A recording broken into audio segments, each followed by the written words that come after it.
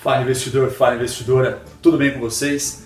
No vídeo de hoje a gente vai conversar sobre análise fundamentalista de ações. Para vocês que nunca analisaram uma ação, não tem uma mínima ideia nem por onde começa a avaliar uma ação, ou você que já tem um conhecimento, mas quer aprofundar um pouco mais nesse conhecimento de análise de ação, esse vídeo foi feito para vocês. Então, sem enrolação, chama a vinheta e bora pro vídeo.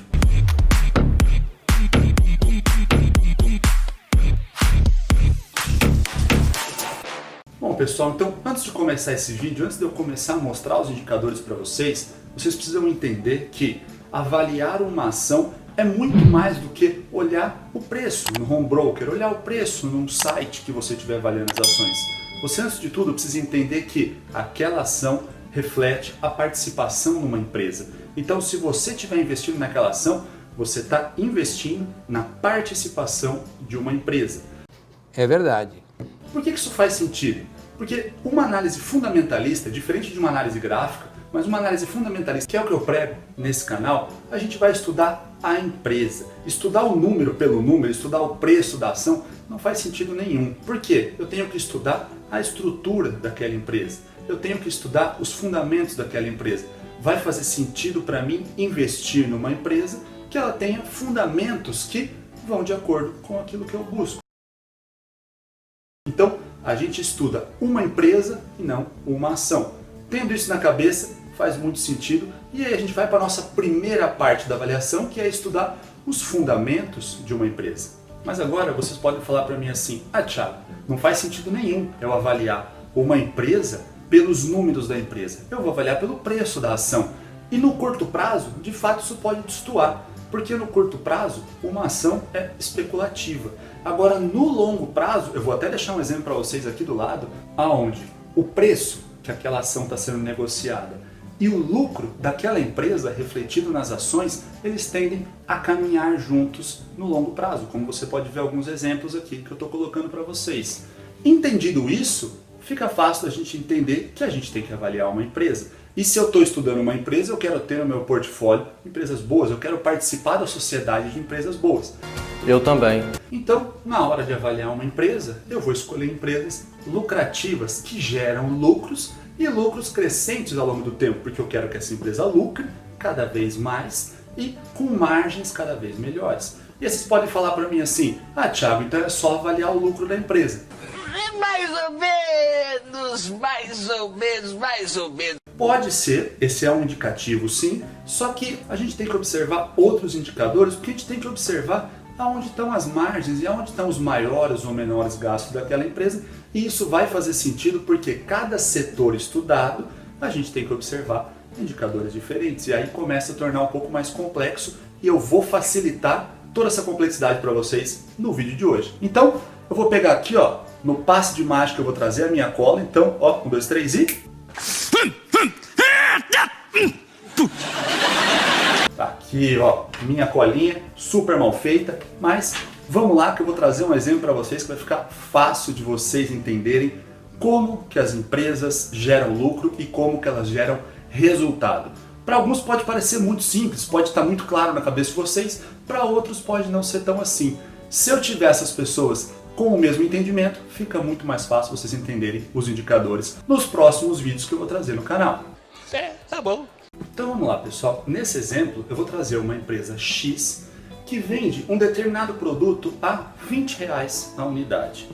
Esses R$20 é a receita que você vai receber por produto vendido.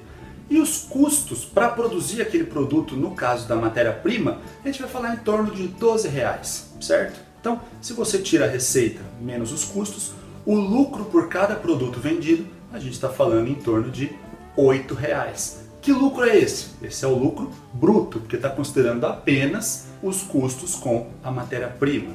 Ah, Thiago, e tenho que descontar mais alguma coisa? Você tem que descontar sim, você tem que descontar os custos que você tem com marketing, os custos que você tem com mão de obra para a produção desse determinado produto, que a gente pode trazer eles todos num bolo que a gente pode chamar de despesas operacionais. A gente chega no nosso lucro operacional, que começa a fazer mais sentido, porque eu já descontei a matéria-prima e já descontei os gastos com marketing, já descontei os gastos com mão de obra, já descontei vários gastos desses. Eu cheguei no meu lucro operacional. Tá certo, Thiago, você chegou no lucro operacional.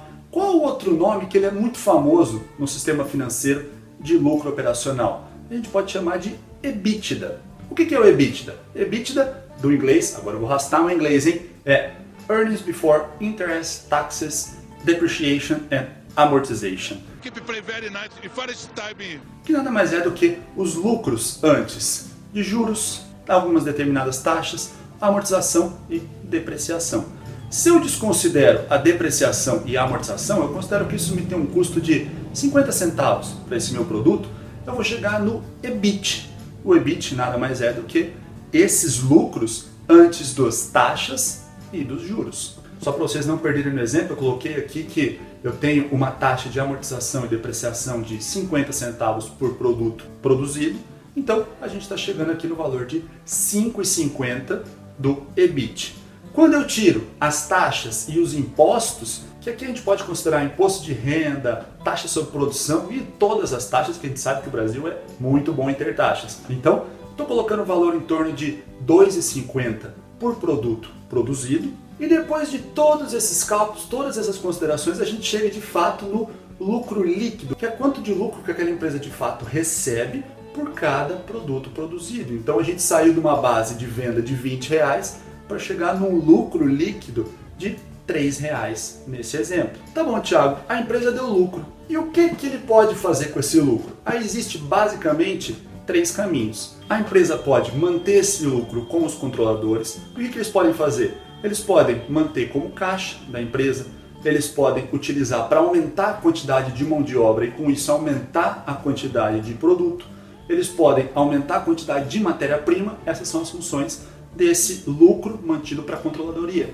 Eles podem passar esse lucro para os não controladores. E quem são eles? São vocês, sou eu, somos nós investidores. Ele passa de que forma? Na forma de dividendos. Então, quando a gente fala dos dividendos, nada mais é do que uma participação no lucro líquido daquela empresa.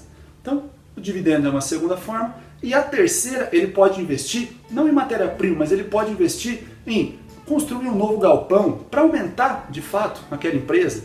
Ele pode comprar novas máquinas para investir melhor naquela empresa. Ele pode investir em pesquisa para desenvolver novos produtos.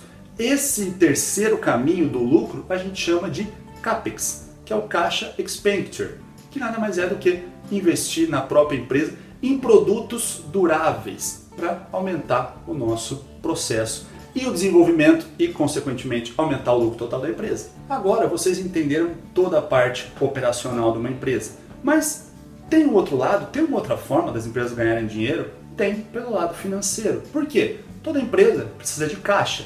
Imagina numa pandemia que nem essa que a gente está vivendo agora, se uma empresa não tem caixa, porque ela parou de vender ou diminuiu muito as vendas, mas ela precisa continuar pagando funcionário, ela precisa continuar pagando energia, pagando aluguel de galpão, então toda empresa precisa ter um caixa.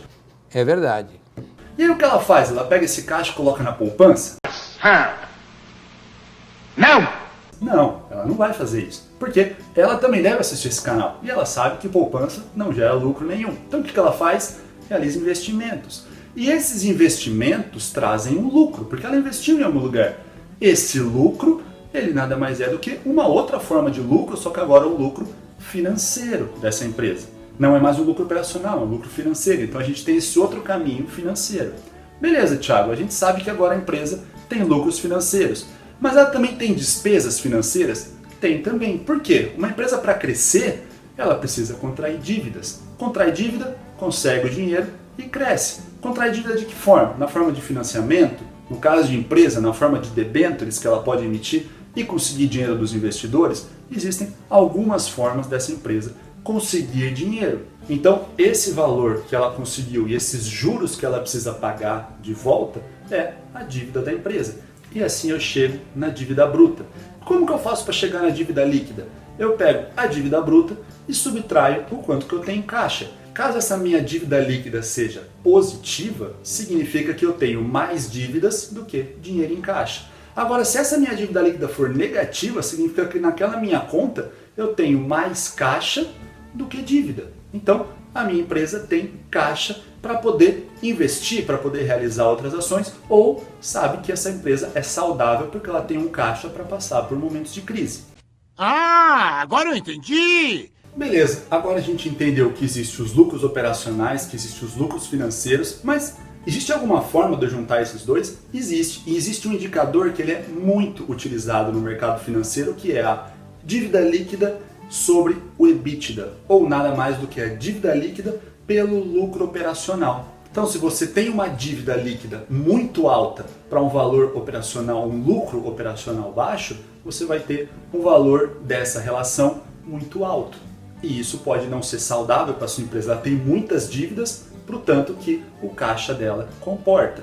Agora, se esse valor ele é controlado, se ele é baixo, eu até falo para vocês nos outros vídeos, se for abaixo de 3, significa que essa empresa ela tem uma saúde interessante, porque a dívida é controlada em relação ao lucro operacional dessas empresas. Empolgante! Bom, com isso eu espero que vocês tenham entendido como é que funciona uma DRE de uma empresa, basicamente.